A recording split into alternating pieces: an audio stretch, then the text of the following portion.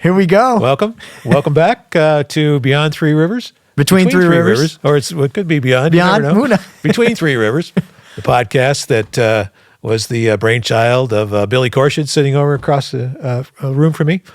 And so I welcome all of our viewers to today's show. We're doing it a little bit differently today. Usually we tend to talk a little bit among the two of us, but our guest today is so special that we just want to eliminate that and go right straight into our program. So today's guest, as you can probably tell, is a guy by the name of Troy Hershberger, and he is in his second year as Allen County Sheriff, and be sure to vote for him in the next election. And Troy agreed to come in today to talk about the things that are going on in Allen County and some of the challenges they deal with, and maybe some of the good stuff that's going on as well, and talk a little bit about the jail, the new building that I think is going to happen, and we'll learn more about that as we go forward here. So welcome, Troy. Thank you. Thanks for having me. You betcha. I'm glad you're here. Well, now you got some more votes, too. I didn't even know that was going to happen. Great. Yeah. Well, take them any way we can get them, I guess. Right. Well, we're going to turn this into an entirely political program today. Yeah. How about that? So Troy agreed to come in and let us kind of pick his brain and ask him some questions. And so, Troy, we were talking a little bit before we got started here about your own background, and you're a Fort Wayne guy, and your family's all here. Can you tell us a little? Go back into that a little bit. Oh, sure. Born and raised Fort Wayne. Grew up in Catholic schools. Graduated Bishop Dwenger High School, and from there I went on to, at the time, IPFW and played baseball. Like any other 18-year-old kid, wasn't really sure exactly what I wanted to do. I was probably leaning towards, teaching and maybe coaching like my brother did, and took a criminal justice class and kind of was hooked from there. And, once I graduated IPFW, applied at the Allen County Sheriff's Department, and here I am nearly 35 years later. Yeah, 35 years. That's a long time to be in the Sheriff's Department, is it not? Yeah, I mean, it's been a fun, rewarding career. I physically can still do it. When you're a 22-year-old kid, you kind of get that adrenaline drop on some things. And when you're young in this career, as you age, you season and gain that little more knowledge. But it's been fun. I'm getting to a point in my life that it's great to be sheriff now, where I get to make it happen and get what I believe is the right thing to do to keep this community safe. So I was always challenged and set myself a bar to obtain some goals, and I had that goal to be sheriff early in my career. Congratulations. So you said there's a physical aspect of it. You have to perform at a level? Sure you do. I mean, you have to be physically fit to be in this job, and it doesn't matter whether you're a 22-year-old kid or a 57-year-old guy. You have to be able to go out there and function when you're needed, and we don't get to pick and choose when those bad things happen. So you have to be ready to go. You have to be physically fit or keep yourself somewhat physically fit. Doesn't always happen with some folks, but that's my belief, and I try to do that. Is there a program, or you guys just kind of do it on your own? Is it initially when you go through the academy, you have to meet a standard, and then as you come through that, it's really on your own that you set yourself your own expectation to get the job done, and then you have to meet your job description as you proceed later in your career. Right. I mean, we talk about health and wellness, and we get to the gym, so it's interesting that there is that. You have to have that because you never know, right? What you're going to get into. Absolutely. And the county's real good with benefits. They provide a health wellness benefit to ensure that you're afforded $800 a month to have a gym membership. So the county's really good with those type of benefits. Great. Yeah. And it's not just the physical side of things anymore. The mental health side of things are important as well. So that can be utilized for that. Right. When you started your career in the sheriff's office, Troy, what was that like? What did you do first? How did you progress through the ranks? Well, as a 22-year-old kid, you're kind of naive to what the situation was. But when I came in, you started out as a police officer working at the jail, and that's just where you started your career. We have a very good, vibrant, hardworking jail staff that are confinement officers, and Back then, we used to mix some police officers in with the jail staff as well, and we've gotten away from doing that, where we've made things more efficient with the law enforcement side and pushed them more into positions that they can effectively do their job then. So that was where you started, and I knew that, and that was somewhat of a hindrance sometimes to come work for the Sheriff's Department, because not everybody wanted to work in the jail or start their career in the jail. They wanted to start out in a patrol car and on the street. But I will say this, you gain knowledge, and what that did is it taught you to communicate effectively with the people of the community that you're going to go out there and deal with. And when you're in that jail environment, I don't care how tough you are, how big a guy you are, you got to learn to communicate, and you got to learn to communicate effectively to, keep order in the blocks. Yep. Wow. If I could add to that, there was something that we had been able to get with a group, and we got to actually walk through the jail, and we actually went to the SWAT team and everything. Yeah, you did today with the sheriff. I'm going to do that next week for a group. Yes. That's great. Yes. Honestly, you guys should video that or something, because I think everyone should do it.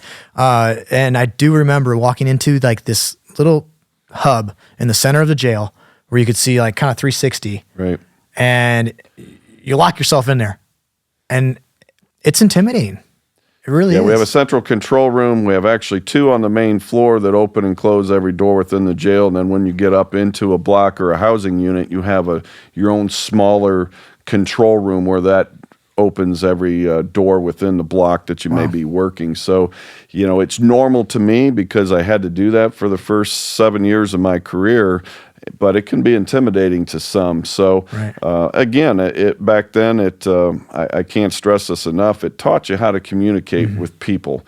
And, we've all seen it where officers lose their composure, and we see that on those bad times sometimes. So I'm a firm believer that this job, you got to be an effective communicator first before you can do anything else. Was there any experiences that you can kind of remember that you could tell us about that were kind of intense, Yeah, you're tested with different things, whether somebody's verbally abusing you, and we have to be the professional. We have to maintain our composure. And when you're in that jail environment and you had to work that over time, you learned how to communicate with people and basically have thick skin and get accomplished what you need to get accomplished without a conversation going south. And, that's what that jail environment could do for you. And it was an asset. I didn't believe that at the time, but as I've grown through this job, I believe that to be very true today, that it really helps you with having that thick skin and allowing sometimes of the verbal attacks, you just let them go. Yeah. We have to maintain that professionalism. How many people are in the jail, Troy, and what are they in there for just a short period until they get sentenced, or how does that work? The jail was originally, county jails were designed to be temporary holding facilities to house those short-term offenders up to a year while the criminal justice system was being navigated. And then once they were convicted of that felony, then they'd be sent off to prison. Well, the legislature here a few years ago changed that, so level 6 felons were having to serve their time in the county jails. That was one of the reasons that we had somewhat of a backlog. There's other reasons as well, but there's about 720 people in jail as of this morning. That included intake. So when you're first arrested, you go to that intake, and after a couple of days, if you do not get bonded out or get released, you go to that long-term housing. So the average stay in the jail, used to be down in the low teens, and now it's in the mid-20s, as COVID helped to that as well when it bottlenecked the criminal justice system with trials and that kind of thing. So there's a lot of different reasons as to why population has risen, but in the end, I'm tasked with having to hold that jail population, and you're at a room, right? Right. And I don't dictate who stays and who goes. That's up to the prosecutor and the other components of the criminal justice system, such as the judicial side. But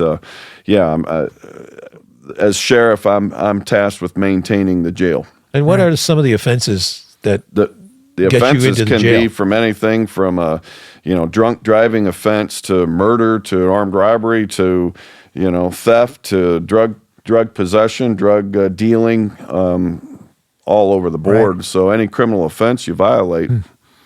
So we have the kind of that stuff around here? Oh, at times, yes. Yeah. Huh. Surprising. So as like I don't really know too much about it, right? So, but when you don't go to school for this, it's like you go to a program, right? To become, in the force. In the police department? Right.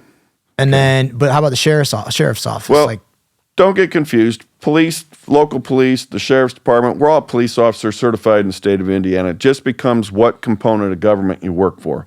Now, I work for an arm of a police department that constitutionally is designed and created here in Indiana, as most states. So the office of sheriff is by state constitution, a job that was created when the state was created. So the Allen County Sheriff's Department, just like Allen County, was 200 years old. Wow. Back in May 1824. So to put it out there is to be certified as a police officer, you have to go through a certified academy. Right.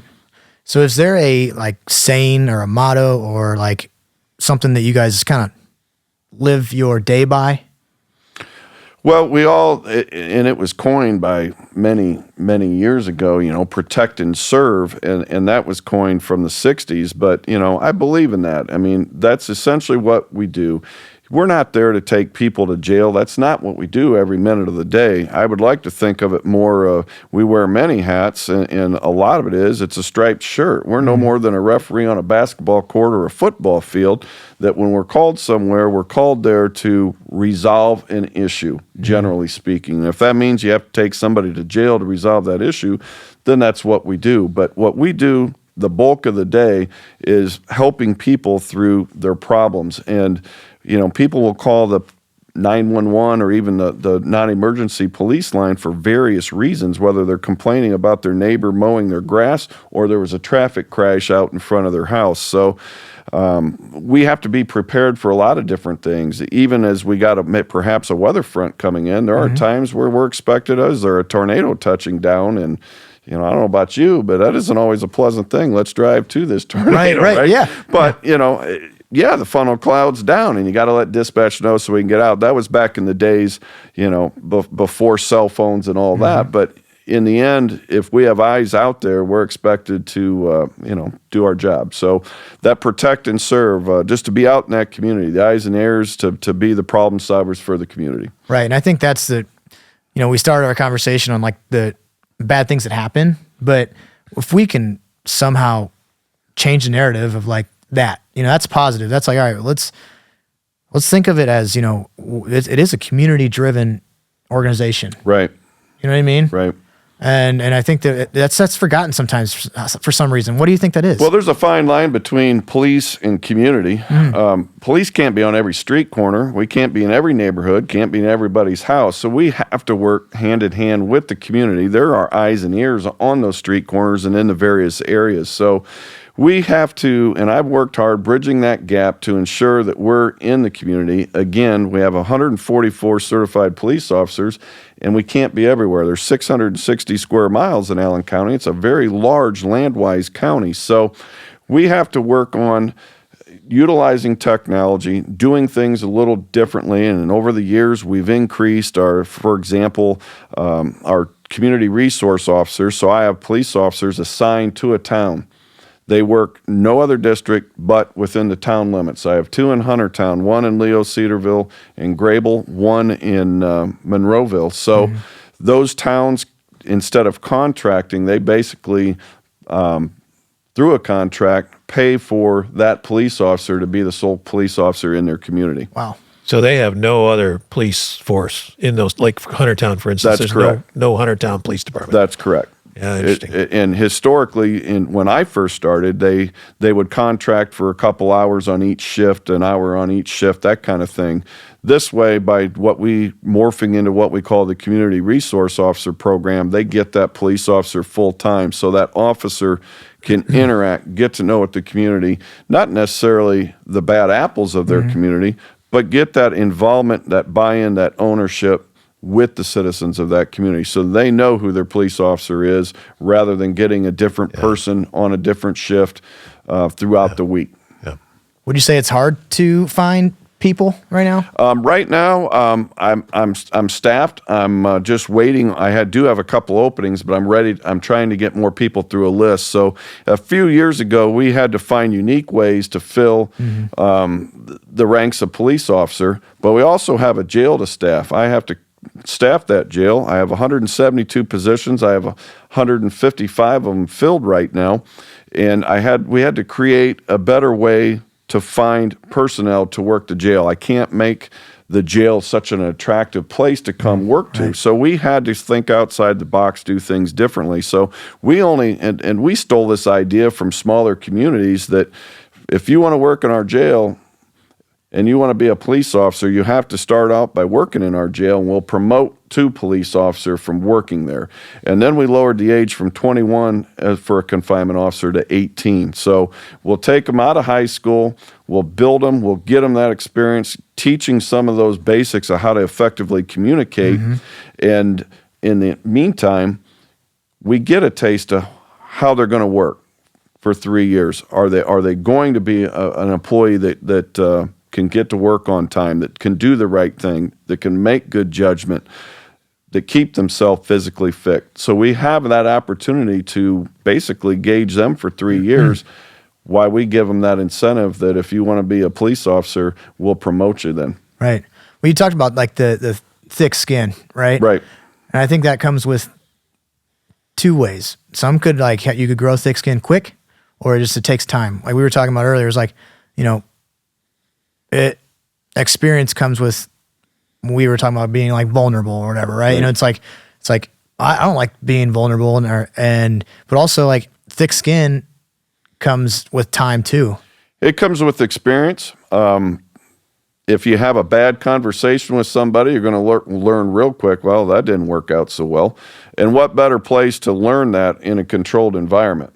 Again, it's you cannot lose your composure. You have to be the professional. Now, there are times where you're not going to be so nice when you're drawing the line in the sand and say you can no longer do that.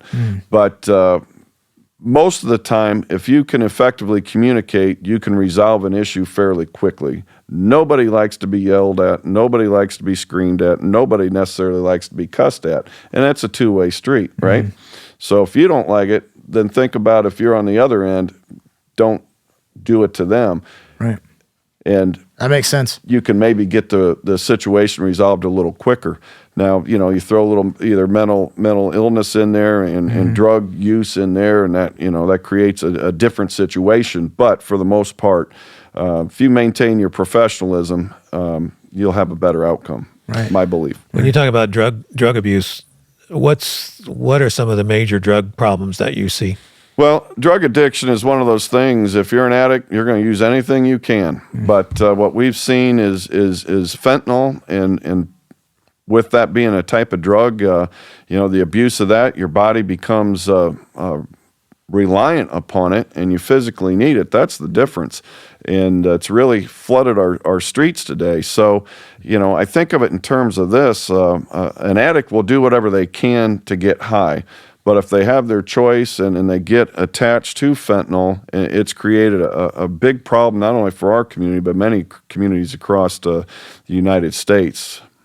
Yeah. And it seems to be flooding across the border. Is that safe to say? Is that what's happening? Oh, yeah.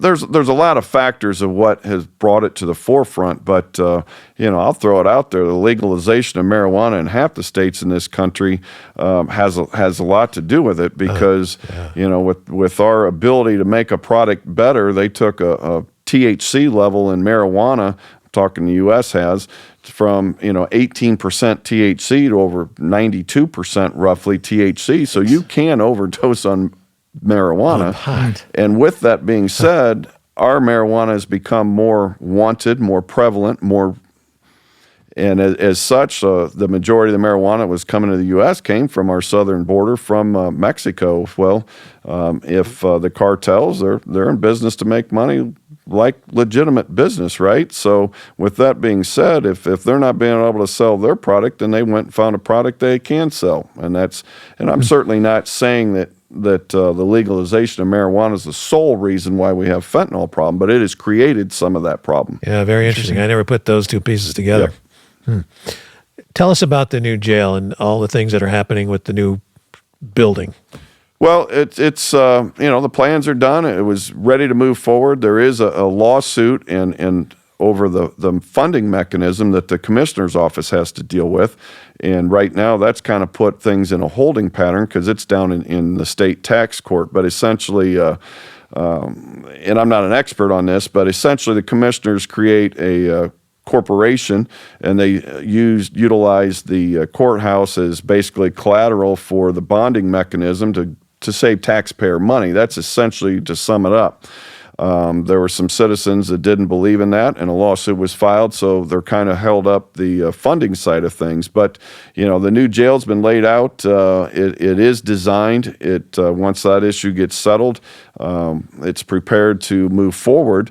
There was, as they progressed over the last couple months, some of the bids have been coming in really well, under budget. Things were looking good. So it's laid out to do 4 pods, and if the pricing was right, we'd get that 5th pod, and it's about 240 beds in each pod. Would you do it in like a different location than? Yeah, the current jail is landlocked. Some people have said, why don't you add on? And the answer to that is they can add some beds on, and an estimate was $100 million. It was determined pretty quickly that was not the most logical thing to do with taxpayer money, because if that addition was done, then that was it. There was no more additions. The building is not structurally sound to build up. The newest section along Superior Street, they can build 1 floor up. Physically, there's not any ground left. There's a little bit to the north, but there's setback issues. There's maybe a little bit out to the front or Calhoun Street side. But that creates an inefficiency within that building. For example, we have to now do outdoor recreation for the prisoners, which we didn't have to do in years past. Has to do with that longer wait time inside the jail, where the average stay is a little bit more today than it was 30 years ago. But the outdoor recreation is only in one place. Mm-hmm. So as we have to move prisoners, it's not efficient to move somebody from, one side of the building, moving 30 or 40 people down elevators through the main hall out to the north side of the structure. Sounds a little dangerous, actually. Yes. Yeah, no kidding. So a modern structure, all those outdoor recreation areas are within each pod. So you're just opening one door and moving them from this housing unit over to essentially an outdoor area. Right. Which is probably really needed for everyone's sake, to get some outside time. Well, back in the day, again, you didn't have that housing, the average stay at 24 days. It was maybe 10, 12. Mm-hmm. And you start to talk the mental health side of things. Right. It's that mental, psychological thing for the prisoner to get them a taste of normal. Mm-hmm. And, help keep them occupied. Right. That makes sense. That's wild. Does the county own the ground where the new facility will go? Yes. Yeah, and is that in New Haven? Am I correct? It's actually in Fort Wayne, but it does border New Haven. So it's right on the very edge. And is that near the new Google facility? It'd be about 1.5 miles north of there. Yeah. So it in the area where the old engineering of building was for Navistar, bordered on Meyer Road to the west to Maple Crest on the east side. So even once you get through all this lawsuit stuff that's happening, you're looking at a fairly long horizon before the building gets completed, right? You're talking five years from now, maybe? The target was 3 years, and once they get rolling, 3 years is that target time. We were hoping to get moving in April, and as this lawsuit has kind of backed some things up, so we're a couple months behind. I mean, obviously you have site development work, utilities, before you can even start building structure. So, yeah. What would a day in your life look like?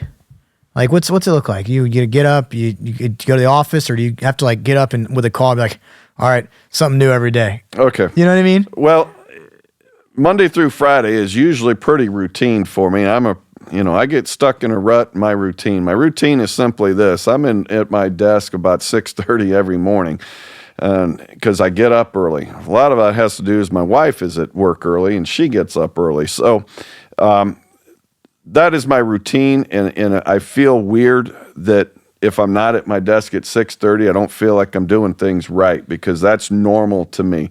And I like that because that's when it's quiet, the phones aren't ringing, I'm able to answer emails, respond to emails, and I can get that done, because once 8 o'clock hits, you don't know what's going to come with that. So I am pretty structured. I have basic meetings that occupy a lot of my time throughout the week that are fairly routine each month. The month of July seems to be a quiet month, being the summer months, but that is what my routine is pretty much every day. In the office 6:30, and then I leave somewhere in 4:30. It just depends. Tomorrow night will be later because I have a board meeting tomorrow night. Right. But in between all that, my phone, I get alerts and messages via text when things are happening. If major things are happening, then it's phone calls, like at 3:30 in the morning early on Sunday morning, when I needed to approve a SWAT team going down for mutual aid down in Decatur, down in Adams County. So, I have those things. I like to call them the intangibles that will happen, and I don't get to pick and choose when those things happen. I remember being with the SWAT for that day, and I remember asking, I was like, it was years ago, but I remember saying, do you guys have a plan when you go into these raids? And it was simply like, no, there's no way to have a plan, right? Generally speaking, it's routine to get you to where you need to do, and then it becomes a flexible, fluid situation with what you have. For example, since it's fresh, the attempted assassination on ex-President Trump. We'll utilize that. I mean, that's a footprint every day that law enforcement to the Secret Service has to deal with. It's just the physical layout dictates what you do, right? Right. And I don't know all the facts, but I will say, obviously there was one building top that wasn't covered. Now, whether you had somebody up top or you had a security team around the perimeter, that's a decision you got to make on scene. But, it's easy for me to armchair quarterback that situation. Obviously, we saw what happened at around 6:30, 6:40, Saturday night. But in the end of the day, you have to prepare yourself mentally for the what ifs. I like to equate it and say it's a chess game, that you got to be prepared to play chess, and whatever their move is, you have to have a move ready to check it. Right. There's no off switch. Like when you're working, you're on duty, it's go time at every single second. Right, and my mind's going a mile a minute. I wish I could shut my mind down some days. I will go up to the lake for what I consider relaxation until I try to go to sleep and my mind's worrying about something else that I can't control. So you've got to be mentally ready, but you've got to, for your own peace of mind, be able to just let it go until you have to deal with it. Yeah. So that's something you struggle with, is just kind of turning it off a little bit. Yeah. But some of that is, I'm a year and a half into this job, and, when you're on that hot seat, so to speak, and it's you are in control, then you are responsible. So, you got to do the right things, and it'll all come into play in the end. Well, it's fortunate that nothing had happened drastic, with the shooting and everything. And we were actually out that evening, and all the TVs lit up, right? Right. And not one person, everyone was like, oh my gosh, I can't believe this is happening. You know what I mean? It's not good for any way you look at it. It's just, but there is one good thing. There's people there that could act quickly. Right. The tragic thing is that's what everybody's talking about as well, the attempted assassination on former President Trump on the campaign trail. But I mean, let's face it, somebody in the crowd lost their life and people were injured. And, to sit back and see something like that happen, I don't know how I would react over time. I don't know anybody's prepared to understand how to react over time and how you mentally deal with that. But, the tragic loss of life in a situation like that is needless. It's shouldn't happen, but in today's world, it does happen. And just seems as I've 35 years into this, people can't necessarily hold their composure. I see a lot of anger. You see a lot of anger, not only in something to that extreme, but you see it on our roadways too. The aggressive driving, the yes. tailgating, and we're all in a hurry in our lives, and it's all in how you manage your own self, and we're responsible for ourselves and our actions first before anybody else, right? And it just seems to me that anger has just caught society, and then throw politics into it, and it. You're either far out here or you're far out to the left side, and that isn't necessarily good, because I don't care where we're at. For us to have a viable community in our own local area, let alone on a national level, we have to be able to come to some common ground and agree to disagree if that's what it takes. But in the end of I sit inside the jail and I talk with prisoners that are in our programs sometimes, and I say, if we didn't have laws or rules, what would we have? And every single one of them says chaos. Yep. Okay? Yep. And I never, they all say it. And I say, well, how do we get there? Because at some point, we're all going to violate a rule or a law at some point, right? The speed limit, if it's 70 miles an hour and I'm doing 72, I'm as guilty as violating myself. Right. But we can all say we're not going to sit and write tickets for 2 miles an hour over a speed limit. Right. Well, let me ask you about that, because it's actually one of the items on my list here. And I wasn't going to bring it up. I thought, this is probably a pretty minor problem. But actually, to me, it's becoming a much bigger problem. And I don't see it. I notice this all the time. No turn signals, speeding, tailgating, running red lights. It's every time I'm in the car, multiple occurrences are taking place. You can't control that. I mean, it's unless you have an officer on every single corner. Right. How do you do this? Well, you have to deal with it. As our uniform officers out in the marked patrol cars, that's their area of responsibility. As time dictates, at least with the sheriff's department, we may be running from call to call to call on second shift, and it may not be dealt with. But with that being said, it is our uniform's responsibility to do traffic enforcement.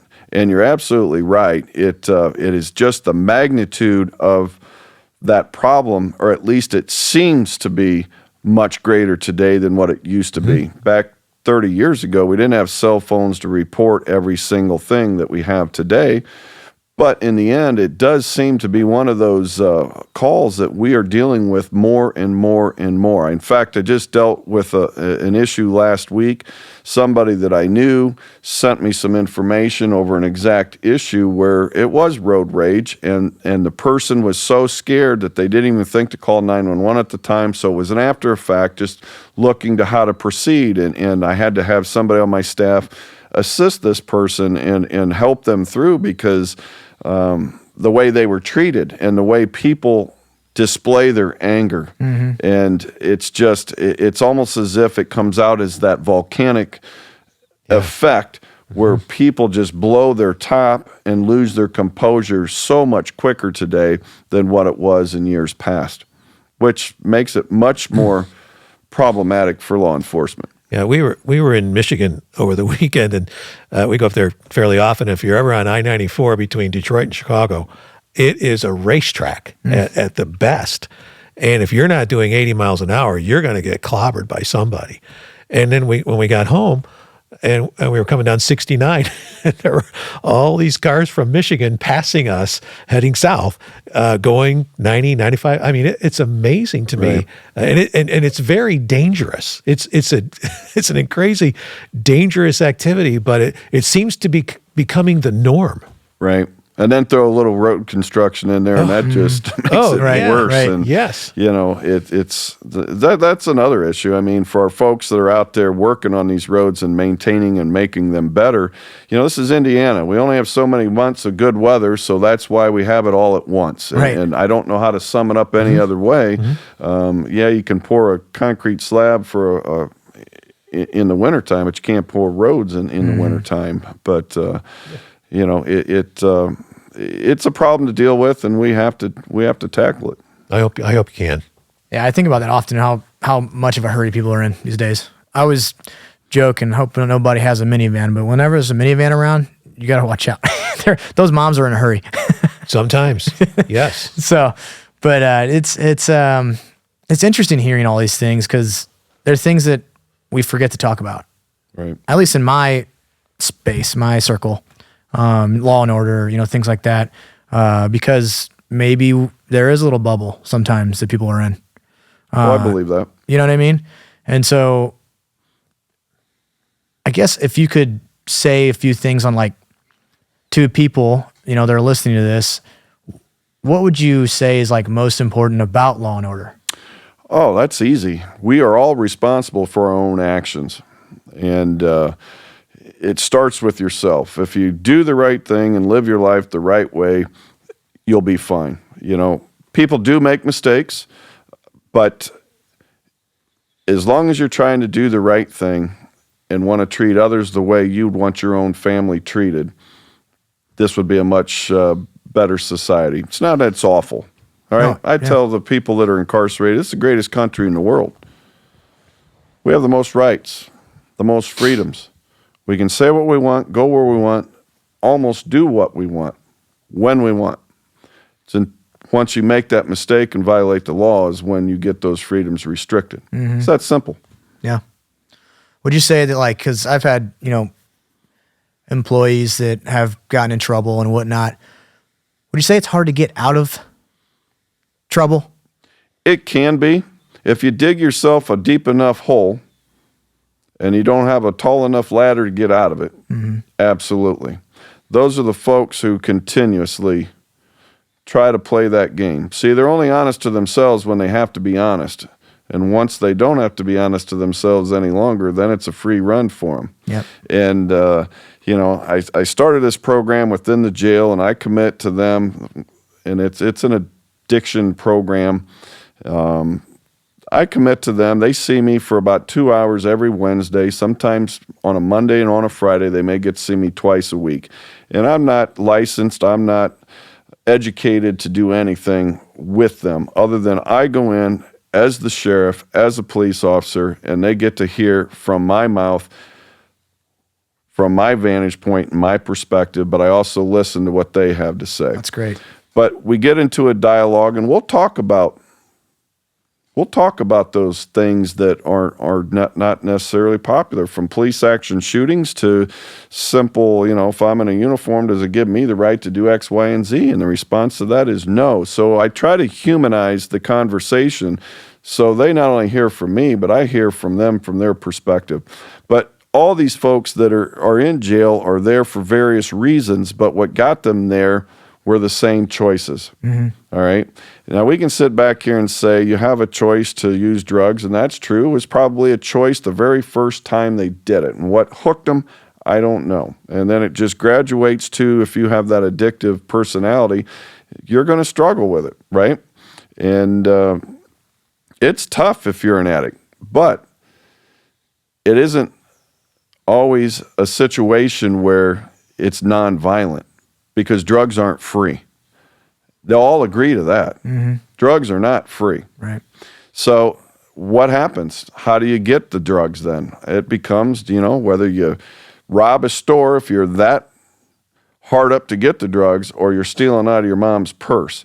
But any rate, they have to find a way to pay for those drugs. And, we talk about that. I engage them in this conversation, and they're like, yeah, you're right. And, for us as a society to think an addict can just go over there, flip that light switch off and no longer be an addict, we're only kidding ourselves. And, I'm part of this criminal justice system. And as sheriff, I saw that there is programming out there, but we weren't doing anything inside the jail. And I thought, we got to do something differently, because if we have them in that jail rather than sitting there looking at the walls, if we can start to educate them to change how they think. I don't necessarily want to change what they think. I want to change how they think, and they've got to understand that, because only they can make that choice. We can't do that for them. And as you watch people get Narcaned and so forth, if dying on your buddy's couch isn't enough to get you to quit using drugs, I don't know what is. Right. And that's what, cases that I've seen is like they get in trouble, they get clean, they come back, and then they hang out with the same people. Right. And they do it again. Right. And we talk about that. I have somebody in there, that's their point of contact. I will get them help. In other words, if those folks, when they walk out our door, they have to have a plan. It's something I talk about. You have to have a plan in place. We can't function in society if we don't have a place to live and we don't have money to pay for everything that we want to do, right? So I say those are the first two things I need to focus on. And because they don't always have that support. The system is set up to help those people that has support, because if you don't have a driver's license, how are you going to get to your programming? Mm-hmm. Yep. And if you don't have support, who's going to do it for you, right? Exactly. And so those are the things I talk about. And when I say you get it in that, 10-foot hole with a 1-foot ladder is what I tell them, right, and you're trying to claw your way to the top, you'll never get out because you don't have that support. Yeah, you don't have somebody dropping a rope down. No. No. Well, do a lot of these people commit offenses so they can go back into the place where they're safer and I believe there's times that's true. In inclement weather, when it's super cold out, you may see that. I believe some will commit crimes for their addiction problem. I believe some commit crimes because they can't keep their composure, can't keep their emotions in check. I believe some commit crimes because when we deinstitutionalized the mental health facilities and they changed how mental health was dealt with, and they tried to get them integrated in the communities. Some of those folks who can't take care of themselves, where they end up? They end up in the jail, and I don't have social workers employed in there. I don't have counselors employed in there. I have confinement officers, staff who are responsible to maintain safety and security. It's not a rehab operation. No. So what is the need to help these people in a hurry, the angry people? Is there something in mind? Well, to break that cycle takes time, because that is learned behavior over time, and then you're getting into other aspects of the psychological need that is beyond my capability, but it takes time to break that cycle. But I believe this, you got to get them clean and sober first before they can begin to make that conscious decision to want to change. And again, I don't want to change what they think. I want to change how they think. At least that's my goal. Right. And I have this conversation and talk with them because it's up to them. We can't make anybody stop doing drugs. That'll happen, right? I mean, Prohibition, when they cut alcohol out for over 10 years, how did our society work then? I mean, we all agree and chuckle that it didn't work so well, right? Yeah. So, but I'm also not an advocate of legalizing everything either, because this talk, and this is a conversation. Do you legalize marijuana or not? And it is a baited question when I get in there, because they all raise their hand. Yes, tax it, legalize it, and you can use that for treatment. And I said, well, isn't that the dog chasing the tail? And I talk and engage them even further. And I say, look below the surface, because there are laws. And I'll just talk about a serious bodily traffic crash. There's laws there that if you're in a serious bodily traffic crash, or even a fatality traffic crash, the law is they're going to take your blood. Well, it doesn't say you have to be impaired, it just says you have to have drugs in your system. That becomes a problem if we're legalizing marijuana, right? Yeah, right. So there's things to think about before you just act on it. And then I also, and I've already spoken about it earlier, is, the legalization of marijuana, and I talk about the 92% pure THC content as opposed to the marijuana that was coming from the south of the border that was only 18%, and how that's kind of helped fuel some fire on our fentanyl problem. And we have these conversations, and they start to see it from my vantage point and my perspective. That I'm not saying it's a rotten idea. I'm just saying before you go there, think the process through. Yeah. What have we not discussed today, Sheriff, that you feel is a really important topic that you want to talk about? Oh, wow. Good question, because we've talked about a lot. Yeah. I will say the whole drug issue, we're a free, open society, greatest country in the world, right? And with our communities, we make our country thrive. But I will say the drug issue is one of those topics that I believe comes with a consequence, that if we do look the other way, then you're still going to have the problems that I feel people need to be held accountable for, because drugs aren't free. Whether you're having your catalytic converter cut off or one of these guitars that Sweetwater sends somewhere gets lost in a shipment somewhere because it ends up being stolen in between, we as a society pay for that, right? And we can treat the addict, and I believe treatment has to be out there and an option, but I believe law enforcement has to be, and the criminal justice system in general has to be a part of this equation. Because if you're an addict, I don't see the addicts going knocking on doors getting help until they're forced to, right? Right. I mean, I said this, and I believe there are people out there that want help and are willing to get it, but maybe can't pay for it. But I also believe that if you're on your buddy's couch and you have to be Narcan near death, if that isn't enough to get you to stop, I don't know what is. Probably nothing. And that's the scary thing to me. And I wish I had that magic wand to make that stop, but I don't. So we're going to have to find different ways of dealing with this. I can say this: if you have them in jail, that you can keep them from using. But as the person that's responsible for the jail, it's a cat and mouse game. Every day somebody comes into that jail, because an addict will do whatever they can to smuggle it in there. In other words, if they know they're being remanded in court and they're going to jail or prison on that probation violation, they're coming from, getting high. They know they're going to need it. So they're going to do whatever they can to smuggle this stuff in. Jeez. And it's a constant battle. And, I don't want, and I've talked about this to the media, I don't want anybody dying in the jail, but it's the reality of the matter. It's different today because fentanyl, we're talking grains of sand. And that's the difference. It's not a baggie of marijuana. It's not a couple of rocks of crack cocaine. It is a potential to kill people. Yeah. And so this drug issue, if we don't take it serious, is only going to end up being that snowball effect, starting out small and becoming this major snowman if society doesn't take it serious. And it's beyond just me. It's beyond just the criminal justice system. Right. How are you going to fund any kind of programming? And if you do, how are you going to make sure they continue to go to the program? Yeah. Do you anticipate marijuana becoming legalized in Indiana? I don't want to see that, because I'm a realist. Yep.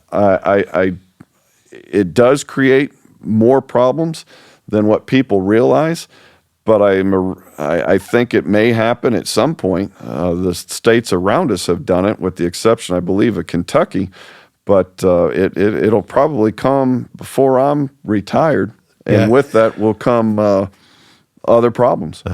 It kind of makes sense to the extent that the people who were doing these drugs in high school, college, are now running the country, right, or the states, or the cities, and so they're the ones changing the laws. Right. I mean, that's kind of what's happened. Now, the difference is, the legalization of marijuana, 92% THC in that marijuana, you can overdose on it. That's the difference. That is the difference that below the surface people don't realize. And okay, you tax it, and let me say this: do you want to get on an airplane with a pilot that's going to test positive for THC? No. Yeah. Does Sweetwater want to hire a trucker, a truck driver, over the road CDL truck driver is going to test positive for THC that's running, 20,000 pounds of their product? So as like a community, we're a big, small community, we like to say, right? Yep. What can everybody get on board with and help, you guys and help these issues? What do you think there's like, because you guys are doing it every day. We're not really, right? Dan and I aren't doing those things, but what can we be doing? Well, I think something like this starts. I think having that true conversation and not running from the issue and having conversations over each particular topic and having that discussion as to what underneath the surface truly looks like. People want the freedom to use marijuana, but then, the freedom of speech or the freedom to bear arms and those other constitutional issues that we can all talk about. But I think you need to have some open discussions as to why it's maybe not a good idea or why we shouldn't. I will always listen to anybody until, the answer is no. And, you have to make a decision based on the whole, not just an individual. Yeah. I think this has been super insightful for me, just because I don't have these discussions enough. And I think we need to, and, we don't, like we joke around, it's like we don't talk about politics, but like, it's something that's important right now. These are important topics. Do you go into the schools, or does any of your staff go into the schools and talk to kids about this stuff? Yes, we have a very vibrant school resource officer program. I have 14 positions. With that, we're in every major school district that the Sheriff's Department serves. We're in Northwest Allen, East Allen, Southwest Allen. I even have an SRO at Canterbury School. So we have 14 positions. And we are interacting with those students. And, I must admit, nearly 20 years ago when that began after Columbine, I wasn't really for that idea because I felt it wasn't our role as law enforcement to be that disciplinarian in the school. But over time, I got wiser and understood what the role was. All right, we walk around in these uniforms. If we want to integrate and have trust, it starts on the bottom level where there is interaction, where they see law enforcement as humans just like we see them and getting to know each other. So that's what it's really about. So our school resource officers, they'll teach classes, they'll coach in some cases, they're there for that mentorship. Nice. Their role is more than just saying, okay, you have to go to jail now. So it becomes that interaction, and that's an important thing because it can head crimes off. It can diffuse situations, as well as holding people responsible for if they steal someone's cell phone, right? So it's a very vibrant program where they're actually employed in the school, work at school Monday through Friday, and really the schools pay a portion of the salary back to the county. It's similar to our community resource program. So it's very important. I see Billy and I are both involved in a number of organizations that try to help people. And even in spite of all these efforts, the problems seem to continue to grow. Right. It's frightening because how much more effort can you make to try and solve these problems when people are just simply making the wrong decisions? You can't, like you say, you can't stop them from making these decisions. Right. They're going to do whatever they want. That's why I believe it's important everybody's responsible for themselves. Yes. Again, when I meet with that group that is in the program in the jail, I talk about if we have no laws, what do we have? And they're all in agreement, chaos. So it starts with ourselves, but it starts with me and anybody else of authority. We have to do the right thing. I'm not a believer of do as I say, not as I do. I played sports all through my youth and into college, and you just you got to lay that foundation, do that hard work. But yeah, it's polarizing and it can become problematic. Yeah. Well, honestly, thank you for sitting down with us. Really, it's been like I said, insightful, and also like just having you here. I think having this discussion's been great. Our listeners, I know, are going to really like this. Good. They really will. Thank you for taking time, Troy. We appreciate it. You're welcome. A lot. We're done? We're done. That was easy. Yeah.